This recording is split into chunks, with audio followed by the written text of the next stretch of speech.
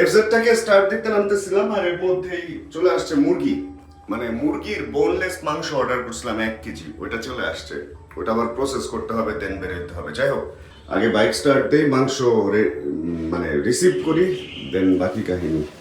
এই তো চলে আসছে হচ্ছে আমাদের চিকেন, অ্যান্ড চিকেনের মধ্যে পানি পানি দেখা যেতেছে একটু। যাই হোক, খুলে পরে দেখবো নে।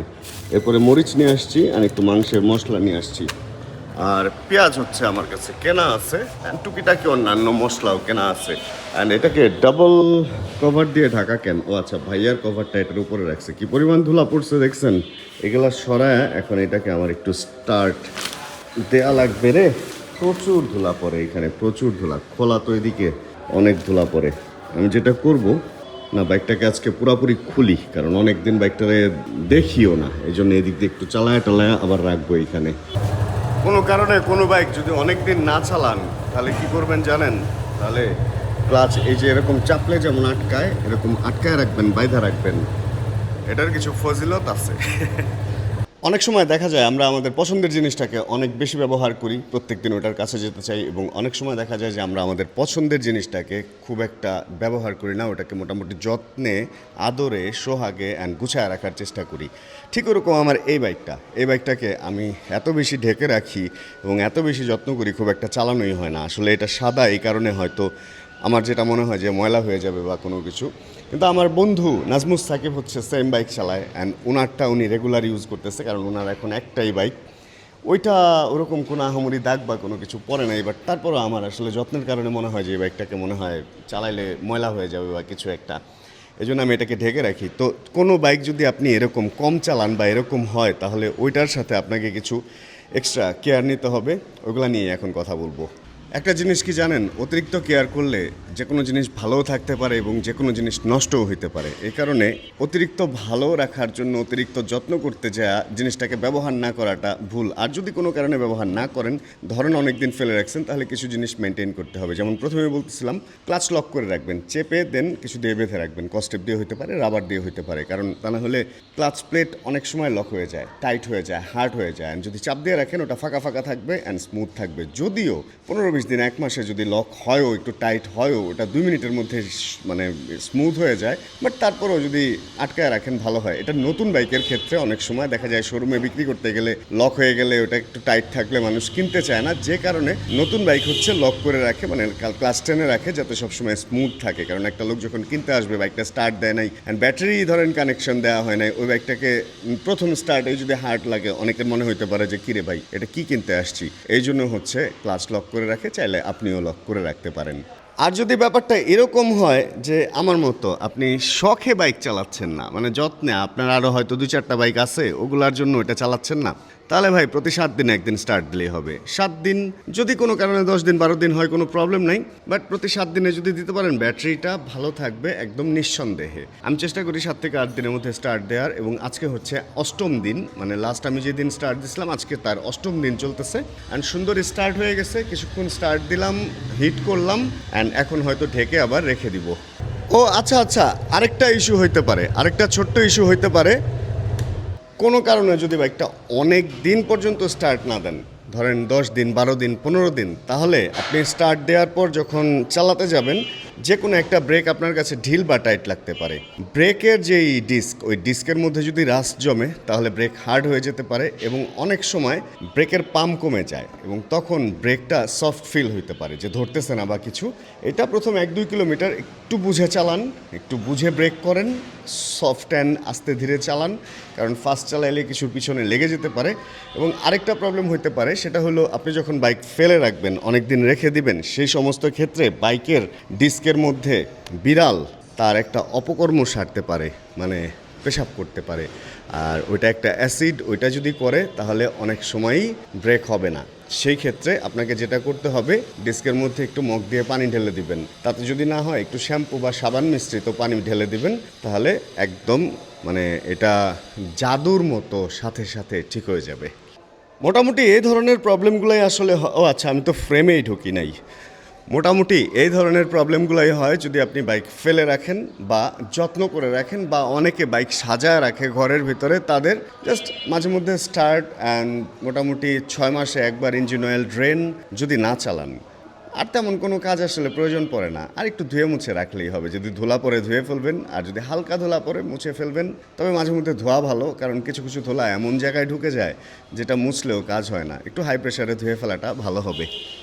নতুন সেটআপে নতুন ভিডিওগুলো এরকম হবে, একা একা ইচ্ছা মতো ভিডিও করতে পারবো। এই ব্যাপারগুলো ভেবে বা এগুলা দেখে আমার নিজেরই ভালো লাগতেছে। আর মূলত আজকে হচ্ছে আমাদের একটা ইফতারের দাওয়াত আছে, এই জন্য বাসায় বাইকের শ্যুটটা শেষ করে ফেললাম, কারণ আমরা আজকে হয়তো গাড়ি নিয়ে বের হবো, এই জন্য বাইকের শ্যুট থাকবে না, গাড়ির টুকটাক শ্যুট হয়তো মজাটা যা করবো ওগুলা থাকবে। আর আমি যে মুরগি কিনছি ওটা এখন আমার রান্না করতে হবে, আর রান্না করে আমার বের হইতে হবে। এই খাবার আমি খাবো রাতে, কারণ ইফতারের দাওয়াত আছে। ডিনার করব হচ্ছে বাসায় যে খাবার আছে, মানে রান্না করব আজকে ওইটা দিয়ে।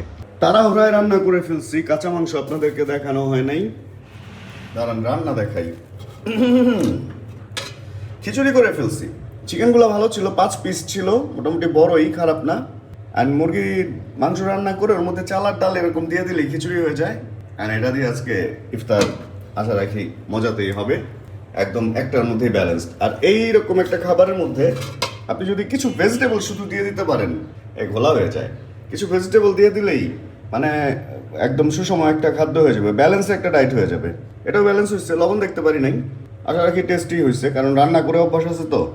দেখেন, ও ওয়াও, খেয়ে ফেলতে ইচ্ছে হইতেছে এখনই, কিন্তু না এখন খাবো না, সময় মতোই খাবো।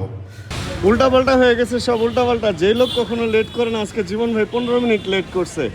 শোক দিবসের পাঞ্জাবি নিয়ে এখানে হাজির হয়েছে ফেরদৌস শুভ, আর পার্পল কালারের পাঞ্জাবি নিয়ে হাজির হয়েছে প্রান্ত মুস্তাফিজ, আর ফুলফুলাইয়া পাঞ্জাবি নিয়ে এখানে হাজির হয়েছে ভাই, এবং পাঞ্জাবি ছাড়াই হাজির হয়ে গেছে আমাদের জীবন ভাই, ফতুয়া এটা। হ্যাঁ, আর আমিও পাঞ্জাবি পরা অবস্থায় রিক্সা এখানে আসছি, বাইক আনি নাই। আর এবার আমরা হচ্ছে সবাই একসাথে গাড়িতে উঠবো, অ্যান্ড গাড়িতে উঠে রওনা হবো। বাইকগুলো সব এখানে রাখা হয়েছে, অ্যান্ড গাড়িটা কই রাখা হয়েছে, ওই দিকে রাখা হয়েছে। আমরা অলরেডি এয়ারপোর্ট রোড পার হইতেছি, এই যে সব গাড়ির ভেতরে এক একজন এক এক জায়গায়, আর আমি হইতেছি এইখানে। আমার বরাবরের মতো ড্রাইভারের চাকরিটা আরেকবার দেওয়া হয়েছে, যে জিনিসটা আমার খুব অপ্রিয়, বাট কিচ্ছু করার নেই। আমরা চলে আসছি প্রায় কাছাকাছি, সময় হলো 4:30 বাজে, আসলেই 4:44, 5টার মধ্যে চলে আসছি। 6টায় হলে ইফতার, মোটামুটি যায়। আর দাঁত ধার দেওয়ার সময় পাবো, দাঁতটা ধার দিয়ে রেডি হই, দেখি আজকে কি ইফতার করায় আমাদের ওরা। ওখানে ওই যে কই আসছি এটাই তো মনে হয় বলি নাই, লেমেরিডিয়ানে আসছি। ইয়ামাহার ইভেন্ট হচ্ছে এখানে ইফতার, অ্যান্ড মোটো ইনফ্লুয়েন্সার একটা টেবিল করা হয়েছে, যেখানে হচ্ছে আমরা এই কয়জন, আমরা মোটো বাইক চালাই, মোটো ইনফ্লুয়েন্সার, এই কারণে এখানে বসছি। যারা মোটো চালায় না তারা হচ্ছে শুধু ইনফ্লুয়েন্সার, তারা আবার আশপাশে বসছে, এক এক টেবিলে এক এক রকম। যেমন পেছনে বসছে ওয়াইসি গার্লস, এবং ওইখানে হাই অফিসিয়ালস যারা আছে, কই গেল, এই যে এইখানে দেওয়া হয়েছে, এভাবে টেবিল ছোট ছোট করে ভাগ ভাগ করে দেওয়া হয়েছে, এক একজন এক এক সেক্টরে, তারা এভাবে বসে। দেন আজকের ইফতারটা হবে, আর 10-15 মিনিটে আছে, একটু ওয়েট করি, ক্ষুধাও লাগছে, এরপরে খাওয়া দাওয়া শুরু হবে। শরবত টরবত সামনে দেখার পর ক্ষুধা আর একটু বাড়ছে।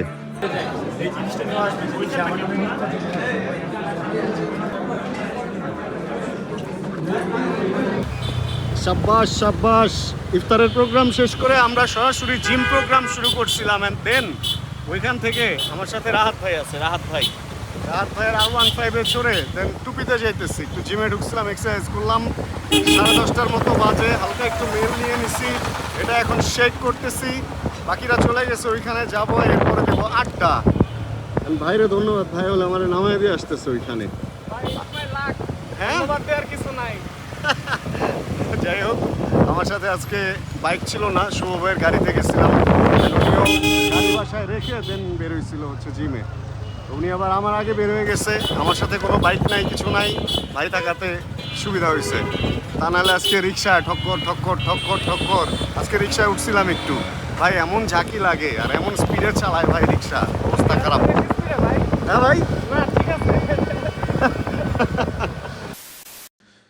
অবশেষে টুপিতে একটু চা খাইছি, চা খেয়ে দেন চলে আসছি হচ্ছে বাসায়। আর মানে সারাদিন কিভাবে যে গেছে আজকে সকাল থেকে এই পর্যন্ত আমার বুঝতে একটু সমস্যা হইতেছে। জায়গা শেষ রাতে এখন ভিডিও এডিট করতে গিয়ে দেখি যে আসলে সব কিছু শেষ করে দেন খেয়ালই নাই যে আসলে আমি যে ভিডিওই খতম দেই নাই, এই জন্য ফিনিশিং শট নিতে আসলাম। অ্যান্ড খুব ভালো হয়েছে, আমি এখন আমাদের পার্কিংয়েই হচ্ছে ভিডিও শ্যুট করতে পারবো, রিভিউ বা এই ধরনের যেই কথাগুলো আছে না, ইম্পর্টেন্ট কথাগুলো নিয়ে কথা বলতে পারবো এই সেট আপটা হওয়াতে। আর এখন 13 Pro দিয়ে আমি রেকর্ড করতেছি ফ্রন্ট ক্যামেরা দিয়ে, আর এখন এনার্জি নেই আসলে, সত্যি কথা। আজকের ভিডিও থেকে আমরা বিদায় নেই। আর নতুন যে কোনো টপিক নিয়ে যদি কথা বলতে বলেন তাহলে অবশ্যই প্লিজ কমেন্ট করে জানাবেন। আর ভিডিওতে কোনো কিছু ভালো লাগে ছোট একটা লাইক, আর যদি চ্যানেলে নতুন হন প্লিজ সাবস্ক্রাইব করে আমাদের ফ্যামিলি মেম্বার হয়ে যান। জানাবেন কে কোন জায়গা থেকে ভিডিও দেখছেন। যতক্ষণ পরবর্তী ভিডিও নিয়ে আবার আমি না আসতেছি ইনশাআল্লাহ, ততক্ষণ আমরা থাকবো ভালো, আমরা থাকবো সুস্থ এবং করতে থাকবো চিল ইনশাআল্লাহ। Chill bro. Check the mic and make sure it sound right, boys.